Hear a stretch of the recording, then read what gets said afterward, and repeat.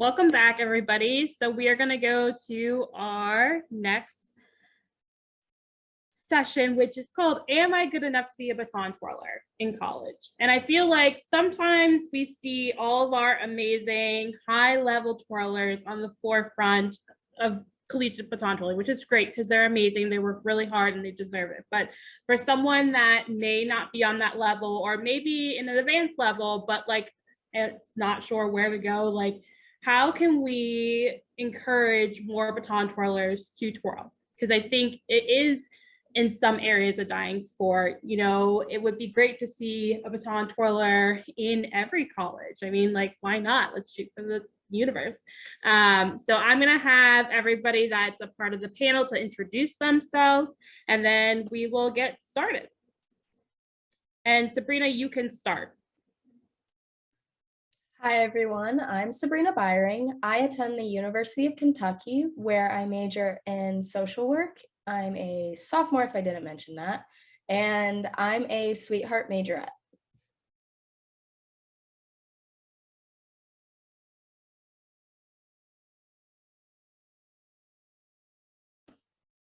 Mia. Sorry. Hello, my name is Mia Krazel, and I'm the future twirler for the University of Pittsburgh. I did my undergrad at Pitt for 4 years, and so I'm currently finishing my one-year grad program. So I'm done in the spring, and I am getting my graduate, my master's in special education.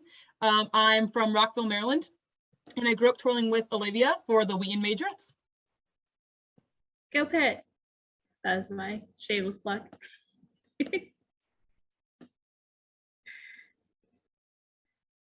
Christiana and Tiana. Hi, I'm Christiana Selby, and I'm a senior at Rutgers University, and I'm also the Rutgers feature twirler. And I am majoring in supply chain management, and I'm graduating this year for the class of 2022. Hi, I'm Tiana Selby. I just finished my last semester twirling at Rutgers was this past fall. I did my undergrad and my graduate school program at Rutgers. I was a biological science major for undergrad and biological science education major for graduate school, and now I'm a high school biology teacher, and I twirled at Rutgers all 5 years. Thank you. Jen? Hey y'all, my name is Jen Kutzer. I'm currently the Seahawk Future Twirler at Kaiser University flagship campus, where I'm a second year curriculum design and instructional leadership student. I twirled 3 years on the field at Howard Payne University, where I have received my master's in 2016 in youth ministry and culture and international studies. And prior to that, I twirled from 2006 to 2011 as the first ever feature twirler for the university as the Island Girl feature twirler with the pep band, the university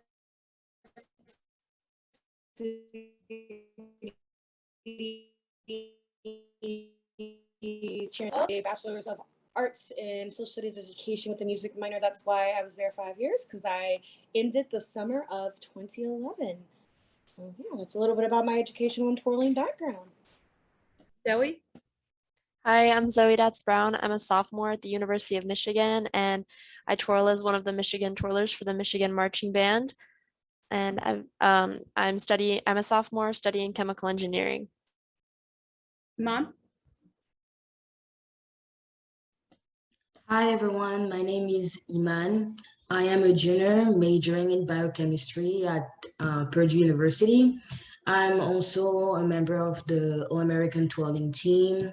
And concerning my twirling background, I've done competitive baton twirling most of my life. I started when I was 5. I grew up in France, and then I started twirling in the marching band in university at Purdue. And Kaylee? Hi everyone, I'm Kaylee Williams. I'm a senior at Texas State University. I'm majoring in computer science, and I'm a feature twirler at Texas State. I've been twirling for 10 years now. And yeah. So I'm going to start off by posing this question, like, how do we encourage more baton twirlers to twirl? If they feel like they're not on that level, like, what can they do to be able to find a school that would accept them for twirling? Or like if they're starting to twirl for a basketball team or for a pep rally, because some schools don't have any sports. So what is your advice to a potential twirler that may not be on this like high level, or they might be, and they're looking to twirl, and they might not get on the squad that they want to, or they just are not at the level that they want, the school that they want to go to? Hey, Liv, it's Jen. I'll chime in on this one. Yeah. I don't mind taking this first because I've got so many no's when I auditioned my first year, like my senior year of high school, because I was not an advanced twirler. I do not look the image of a blonde hair, blue-eyed Texan. I don't fit the role. Even in graduate school, I didn't fit the role. Coming into my PhD, which twirling was just like an extra bonus. I was already going to go online to Kaiser anyways. It just happened to get good in. But I will tell you this. Make yourself show how much you love the sport. Twirl clean. Give a good presentation. Put together that reel that shows that you're so real and unique that there is nothing that you can not be looked at. Make yourself a resume, whether it be digital or paper. I still do old school, everything on a PDF document, so you can email it over. Have that YouTube video that you can just post out and share around. Then have that, John talked about a personal statement. Have that personal statement why you love the sport, why you'll be an ambassador for that university as well as that athletic program. And then show how you can afford to pave the way. If you can say, look, I have batons. I have a baton bag. I, can go out and make my own costumes. There are affordable routes to do that, nowadays. If they see that you can put the effort in, if there's not a program established, they'll look at you.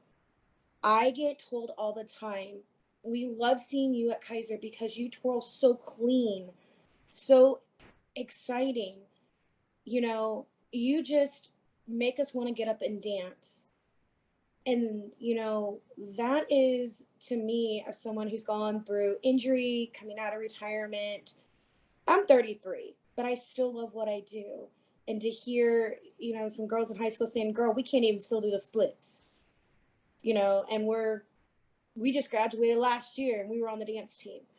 It is because people see your work. So that is my best advice to anybody is if you can put yourself together a clean package, it's like literally going in for a job interview, but in this case, you're interviewing for a twirling position.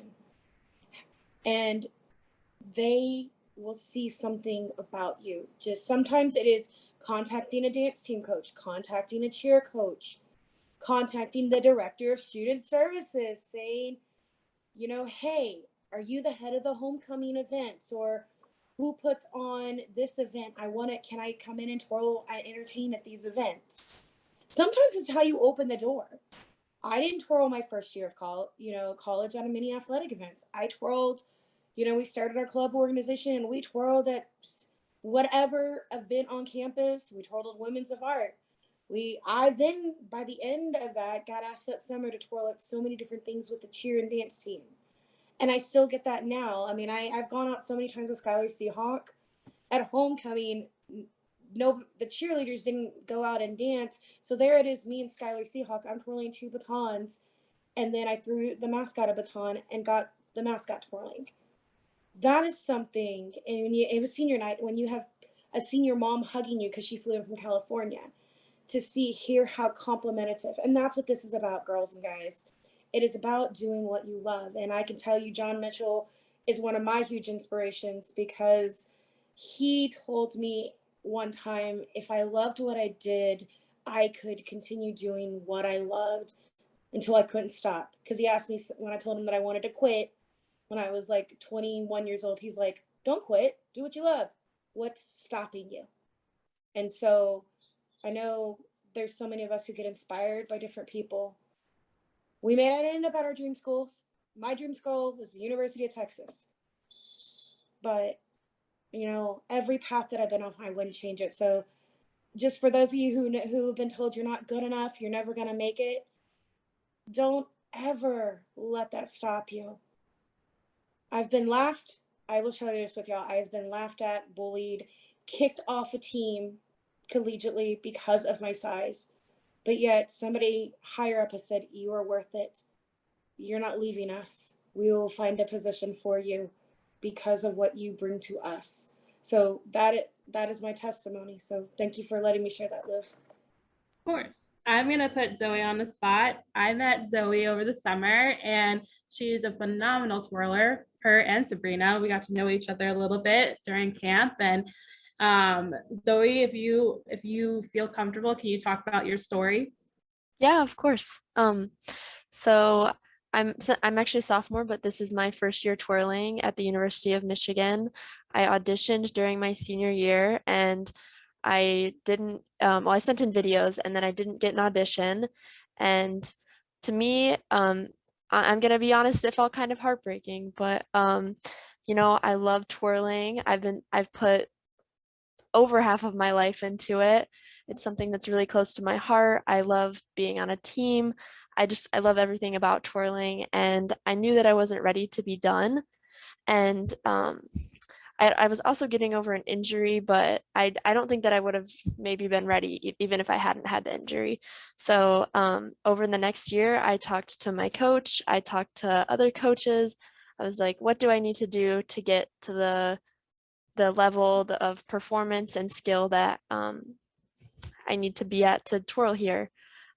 So I took extra dance classes, and something, I have kind of bad posture. That was something too. If we all have our weaknesses. So taking dance classes, taking ballet classes really, really, really helped me.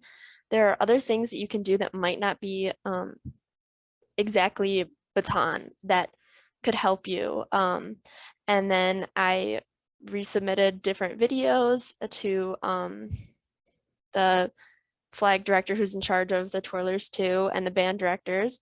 And then I was offered an audition and it went well, and now I'm here. And I think that something too that they like to see, if for anyone, that if it doesn't work out at first, people really like to see you improve. That's something that they told me too during my interview, during my audition, that they were just really impressed that I had improved so much and taken the feedback that I had gotten and kind of turned it around. And I knew that I wanted to keep twirling, so here I am. And I think that really anyone could do that. Thank you, Zoe. Of course. Anybody else kind of want to talk about their story, their insecurities, or just like some advice for a potential twirler that's trying to get to the next level? Like, what can they do to be able to get to that college level? And also, like, I know there's a bunch of coaches on here, and I know you weren't on the panel, but feel free to answer this question as well. I can share my story a little bit. So I started baton twirling, I would consider a little bit later than most people. I feel like when you hear from like the super competitive, the gods of twirling, you hear that you start at like 2, 3, 4. I started in 4th grade. So I've been twirling for, I guess that would be like 11 years now. And that was always one of my insecurities, is I felt like once I started competing, I found out that I started twirling later. I had no idea. And I knew within the first 2 years of twirling that I wanted to be a collegiate twirler. I, at that time, had no idea what that meant. And once I went through middle school and high school, I dealt with many injuries, and I made it to being an advanced twirler. And that was always one of my goals as well. But ultimately, I twirled because I wanted to twirl in college. And once my senior year came around, I had a realization. I had a little real talk with myself that I knew that I wanted to go to a major university, like the university I ended up at. And I knew that ultimately I was not going to be able to be a feature twirler because I had a back injury and I wasn't going to be able to produce gymnastics abilities. I'm not able to do a walkover or anything like that. That just wasn't one of my skill sets. So I realized that if I wanted to go to a major university, I would have to look at being on a line and kind of accept that I would not be a feature twirler. And I still tried out as a feature twirler at the University of Kentucky my senior year, but I knew ultimately that my goal was just to get any position. And I think that's one thing that a lot of people need to know is growing up, I watched all these feature twirlers compete at NBTA Nationals on Collegiate Day, and you get to see a lot of great feature twirlers, but I feel like you don't get to see a lot of majorettes, and you get to see a little bit of team aspects.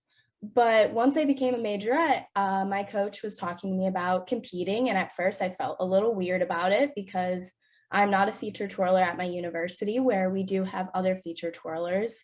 And it was a little uncomfortable for me at first to compete against feature twirlers. But I think I got over that. I realized that I need to be a role model for other girls that might just not be at that skill level yet. And it's okay. I accepted that a long time ago. And I love what I do. I love maybe doing just a 2-spin instead of a 4-spin. I like having that game day experience when I get to interact with fans and teach little girls how to twirl. I enjoy that stuff more than doing a double out on the field. So I feel like you need to have like kind of a realization of where you want to go, and hopefully more people will start competing as a majorette, because I know I was scared to do that and I started to, and I want to continue to do that because I don't want anyone else to feel almost like not embarrassed, but that you're not a feature twirler and that's okay, and you're just as important as a collegiate twirler as other feature twirlers.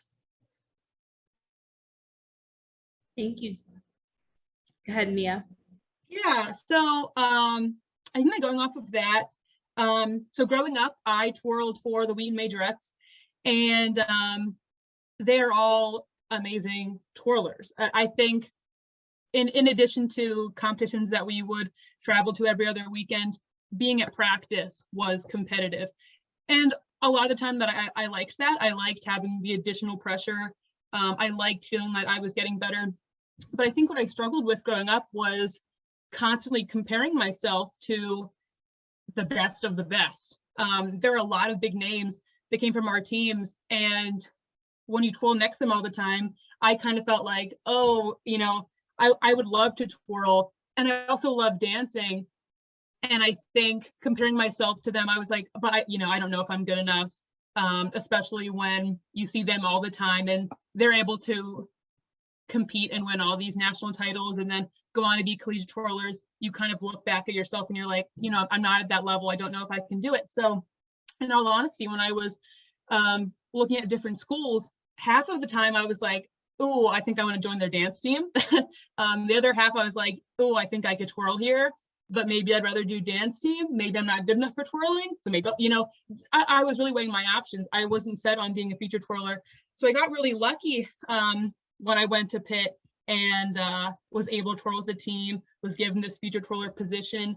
And to go back to the question of what can we do to encourage more girls, our coach really does a good job of letting us travel to different high schools, to different guard and twirling competitions, where we can put on exhibitions and performances for these different girls, ranging anywhere from elementary school to high school. So that way, if they are young, they can see, oh, okay, there are girls that have different backgrounds that are twirling at this collegiate level. And then reaching out to local high schools, because the surrounding Pittsburgh area, depending on where you come from, is seemingly diverse. So also getting a different group of girls to see themselves in a collegiate position rather than girls that you would typically see at just NBTA competitions, I think was really important. So in other words, getting yourselves opportunities to reach out to local dance studios, local baton teams, local high schools, where you can show off what you do. And then to be able to have conversations with those girls and with those students, sorry, I'm saying girls, with those people is really important too, because not only are you able to showcase what you can do, but you can say, you can have those conversations of here's my story, here's what I did to practice. I'd love to watch them twirl. I'd love to give them some feedback and to encourage them to keep going.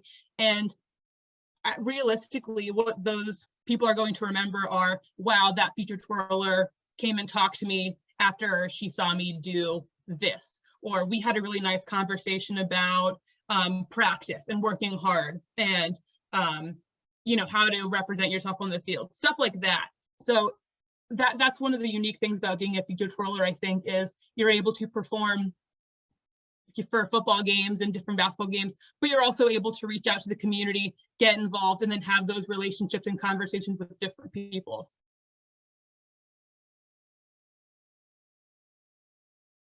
Thank you, Iman. Yeah, so when I was in high school, so I used to do competitions a lot for the WBTF French National Championship. I was in a really, so yeah, we were in the advanced curriculum, I would say. And I had teammates who were really good twirlers, so I was not the best twirler in my team. People around me would do like triples and stuff like that during our routine. And there was this little competition between us within the same team. But we managed to go over that, and I would say it was kind of not easy and kind of difficult. It would like kind of hurt my confidence a little bit to train with such good twirlers around me, but it also pushes you to do your best and practice more, and also just to progress and strive to, you know, reach this next level. So when I considered, I would say, colleges, I didn't think I would end up twirling for college. And I applied to Purdue in the end, and decided I would audition with the support of my family after my experience in high school, which was not, I would say, overly positive because of the climate and not really good or kind of somewhat negative atmosphere within the team. I didn't want to apply for a college, a twirling college program, but I ended up doing so with the support of my family and just realizing that I've spent all this time doing baton twirling and I cannot see myself doing any other sport. So when I applied, I was just looking for something that was more of a relaxed way to truly enjoy twirling and not be in a competition.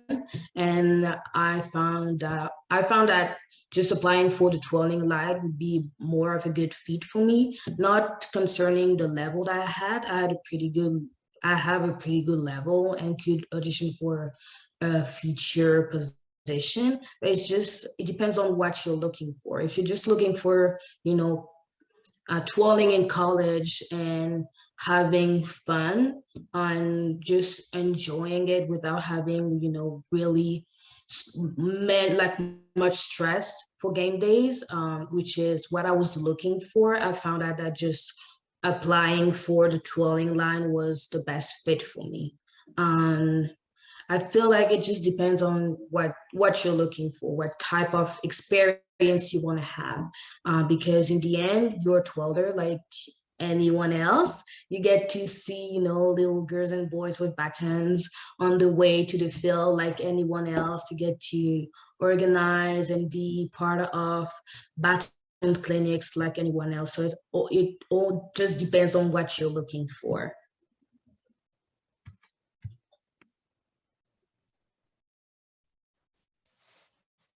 If I'm able to add on to that, I also wanted to add a little bit about how I felt before I went to college as a future twirler. I started baton twirling very late into my, compared to other people. I started baton twirling when I was 14, when I was already in high school. And I was really passionate about it. I really knew I wanted to be a feature twirler. But obviously, when you start that late, you're going to compare yourself to a lot of the people who are really advanced and started years before you.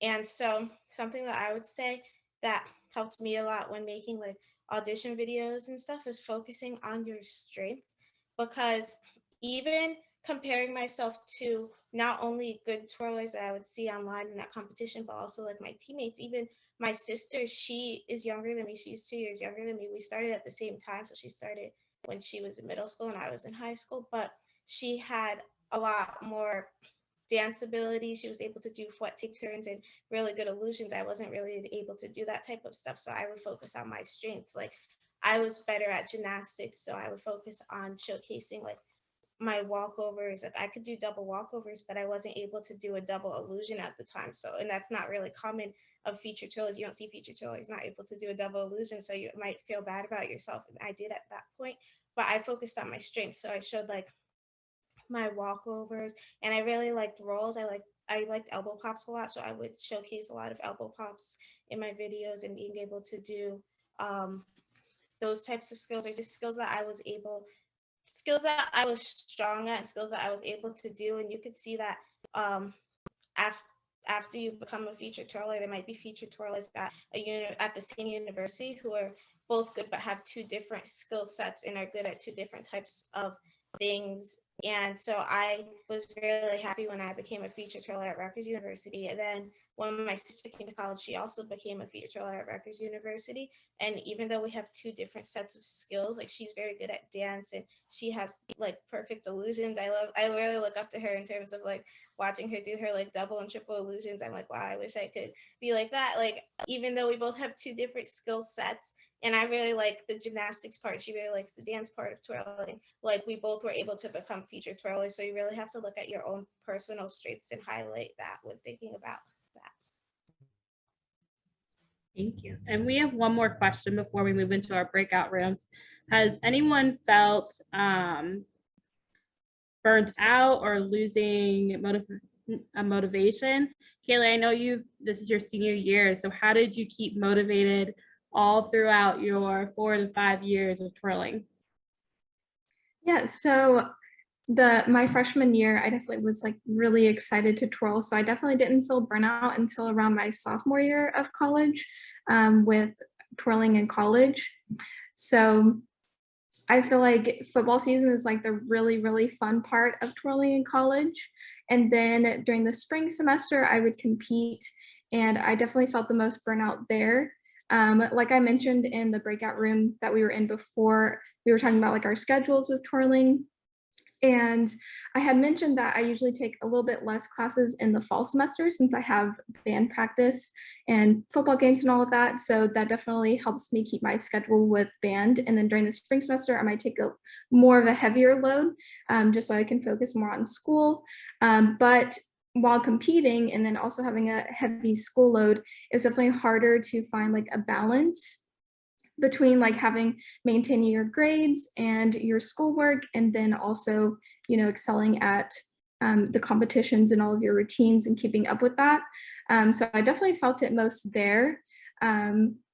Surprisingly, COVID was kind of a silver lining for that. It kind of allowed me to have a break between college twirling.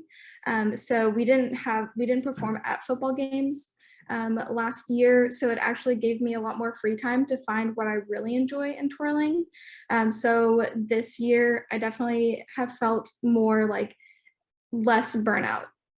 So especially let me rewind there. Going back to last year, last spring, and then now this spring, the timeline, this COVID has made everything seem like all blurred together. So last spring and also this spring, I definitely have lost that burnout, and I'm super excited to be back and competing. And especially since it's my last year now, I'm like just soaking up all those last memories.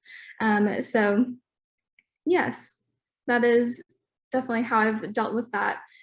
Mainly just finding what you really enjoy in twirling and what it means to you, and not really getting down about yourself or, you know, getting too caught up in your classes, because it can definitely become a stress reliever, and don't let it just consume you and try to add on to the stress that you already have with your classes. Thank you. We are going to move into our last breakout session. So I'm going to open it up. If you are staying for Costuming 101 with Mary from Show Offs, you can stay here, and I'm going to open them up.